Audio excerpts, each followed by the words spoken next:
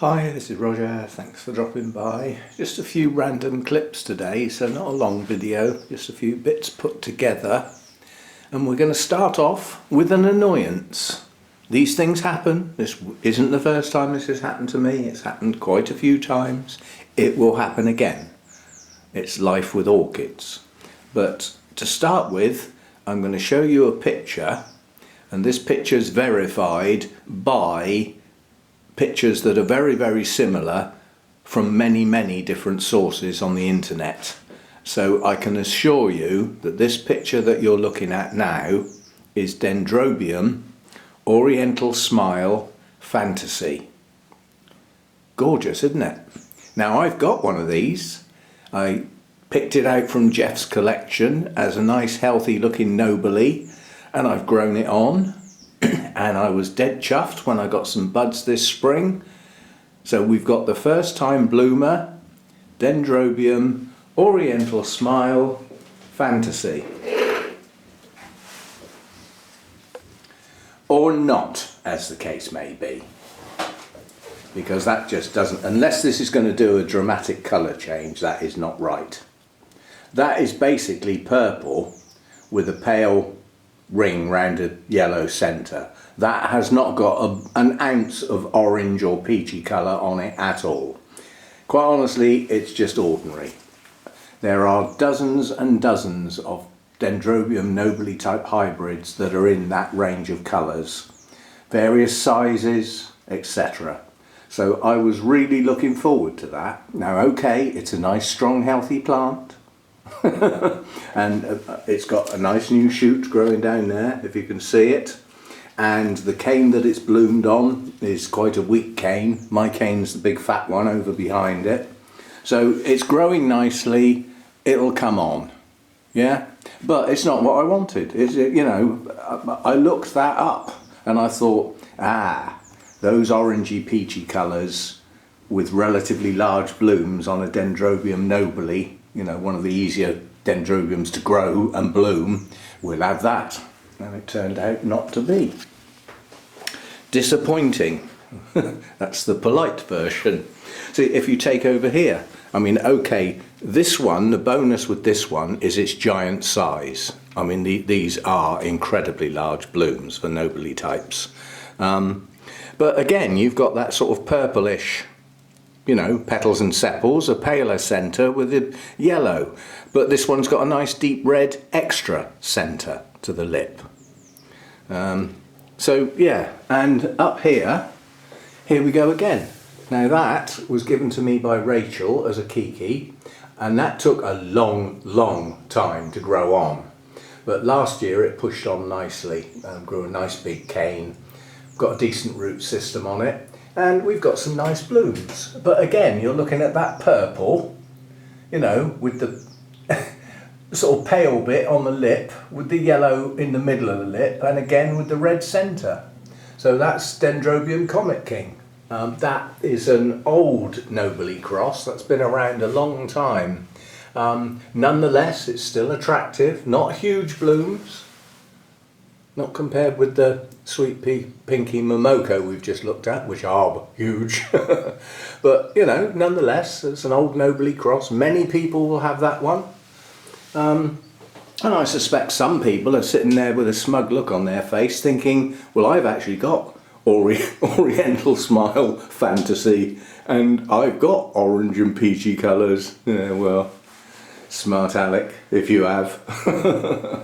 But yes, I just find that sort of thing disappointing. You know, I mean, if you've got a species and you're reasonably confident that the blooms are what you want, and it turns out to not be that species, at least you can find out what it is. The chances of me finding out what that nobile is are almost impossible. I mean, how long had Jeff had it? Was it a new acquisition? In which case it will be one of the newer mass-produced hybrids that are around. Or is it an old cross that's been around ages? There's just no way to find out. So there we go. Now what I was going to do today was start on some repotting, but I'm not. Basically, there's a good reason why I'm not. One, it's my Easter weekend. Oh, you're not going to see that. there's a holly blue butterfly just flown across the garden and up over the top of the hedge. That's the first one, well, first one I've seen this year and the first one in the garden. That takes my total butterflies seen in the garden so far. They don't stop, they're only passing through, but I've had brimstone, red admiral, peacock, I'm pretty confident I saw an orange tip, but I can't guarantee it, and now holly blue. So, you know, it's only a few, and none of those are rare or anything odd like that, but, you know, there's butterflies around. That's the nice thing. And I'll keep track of what comes in the garden as well. Obviously, once I get some tubs planted up with some, I'll be choosing flowering plants specifically for the bees and butterflies, not for me. No, I don't, you know, it doesn't matter to me. I'm more interested in the bees and the butterflies having a place, you know, where they can feed and all that sort of stuff. And if they're nice, pretty blooms and a nice colour as well, it's a bonus, but they don't have to be. So anyway, I'll get that sorted later. It's a bit early to put some of the more sensitive plants, you know, out exposed in the garden yet. We could still have hard frosts, you know. So, I mean, we've had snow in May before, and it's still only the middle of April, so we need to go steady. So, yeah, I was going to do some repotting, but I changed my mind. The main reason I've changed my mind is that I'm going to try and sort out something like one of those racks there that I'm going to strap to that side gate, because at the moment the cats that come in the garden go down that alleyway and appear out the front of the house. So even though that gate's got some wire across the base of it, they obviously jump over that. So before I let my cats out, I want that wire up, you know, like higher than they can jump, basically, because they're getting old now. They don't jump so good. I mean, Elvis has trouble jumping up on the bed now and going up and down the stairs. You know, his back legs are getting weaker all the time, unfortunately. So yeah, I'm going to try and rig something up out there tomorrow morning. I'm right up to date with my watering. I'll have no watering to do tomorrow. And if I can rig something up like that, the reason I didn't repot today is that tomorrow I'll move this shelf and open the door, because we've got very mild weather at the moment, and the cats can then come out and have their first look around the garden.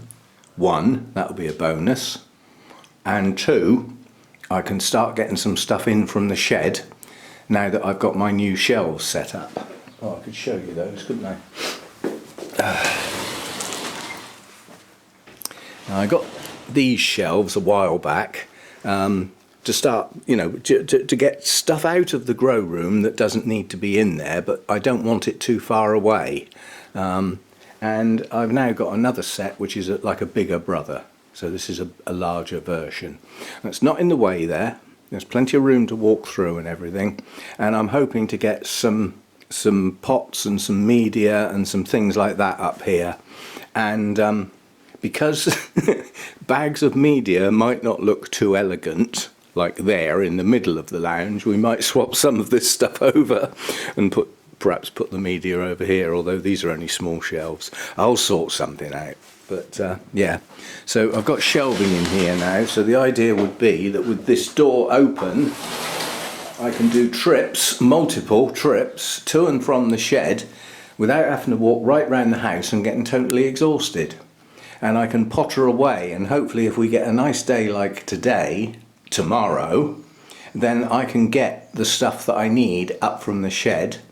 And who knows, I might even get brave and put the shelves together that are destined to go in the shed. They haven't even come out of the box yet, they're out in the carport. I haven't even got those out of the box yet. That takes about 20 minutes to put that set of shelves together, but if I put those shelves together now, I can't get them in the shed because there's stuff all over the floor in the shed. However, if I can get this door open tomorrow and get a sample of all that stuff up here, then I can put those shelves together. They will be able to go in the shed, and the rest of the stuff that's all over the place in the shed can then come up off the floor. You can see the planning here, can't you? Sequencing, yeah? Do things in a certain order and you'll get much more of a benefit than just random little jobs and getting in your way. Anyway, so that's what I'll be up to, hopefully tomorrow. It's Easter weekend. I was going to ask Hannah to come down and perhaps do some start on the garden this weekend, but it's just this weekend in this country with nice weather, all I'm going to do is sit in traffic queues, trying to get to Hannah's to pick her up, which would have to be tomorrow, Saturday. So, you know, I'd be driving in traffic all the time and then trying to get her back on Monday when the Easter holiday finishes and everybody's trying to go home. It's just not worth it. We'll wait for another weekend, perhaps the following weekend or the one after that. So, anyway, once I get all my stuff up here, then if I decide to do a repot, I'll have what I need readily to hand, not down there via the route march right round the house. I won't have to do that. So hopefully the cats will have their first look outside tomorrow. That'll be nice for them. It's a rod for my own back, because once they know they can go out that door, I can see there's going to be some sitting by the door yowling to go out, and then as soon as they get out there they'll turn around and yowl to come in. So, but I want them to be able to go outside. You know, they've spent all of their lives being able to come and go, and being confined like they are now. They're not as happy as they used to be, I can tell. They've got used to it, but I wouldn't say they're happy. I mean, Mojo, okay, he's asleep in the sun now, but he spends an awful lot of time on the bedroom windowsill, just looking at the garden. I think he's watching the birds really, but you know what I mean. It's sad for them not to be able to go out, so hopefully we'll start getting that sorted, and as from tomorrow. So there we go, a disappointing Dendrobium nobile type that's not what it was meant to be, which is a nuisance. Because I was looking forward to that colour nobile, because it's something I haven't got. I haven't got anything like that. That would have been good. But, you know, things get mislabelled, it happens. And, yeah, so tomorrow there may be some repotting done. It depends how long it takes me to do all the things I want to do, because I'm only pottering, there's no rush. And it depends what I feel like when I've done all that and I've got the gear handy to be able to do a repot. The repots I want to do are... Not that, that's a new plant, that's my Miltonia reginellii, and it's been in that pot since I've got it. A lot of the aerial roots have died back, and it's all the new growths are pushing on at the moment, and they're coming out the side of the pot. So now would be a good time to tackle that. So there's that one to do, and then there's a Brassia lurking somewhere. I'll have to find it. I can't remember where I put it. Brassia Santa Barbara. It's in that lot somewhere, I think. In fact, it might be. Yeah, it's that one up in the very corner there, Santa Barbara. And again, the new growths are starting their new roots now. It's just starting to go, and it's in old bark. It would probably be okay another year, but it's in old bark. Now, it wasn't repotted a huge amount of time ago, but the bark was very old that I used, if you see what I mean. The bark was already many years old, so I just want that one to have new media for the new roots that are just starting. So a couple of quite biggies to do. But as I said, keep walking around trying to get stuff in the shed and bring it up here is just too tedious. So things are not getting done. So we'll hopefully get that sorted tomorrow. And yeah, I'll see you next time. Thanks for dropping by.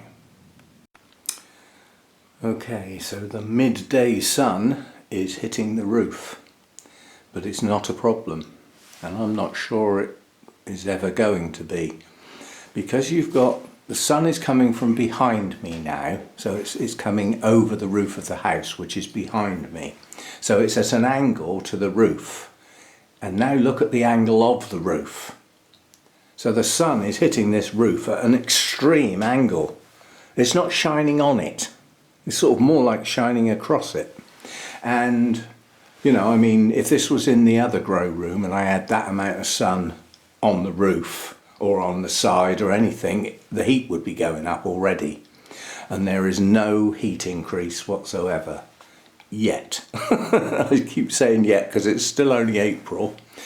And obviously, the higher the sun gets in the sky, the more this line comes back here, and the more the angle becomes perhaps more of a problem, because the sun higher in the sky won't skirt across the roof. It might actually start shining on it.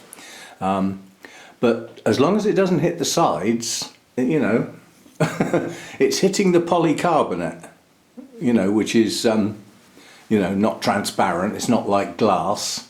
So there is some filtration there. And I'll just have to keep my eye on it. It's as simple as that. But if I have to put a layer of shade netting across that part of the roof, it won't be the end of the world. The hard bit would be doing the sides.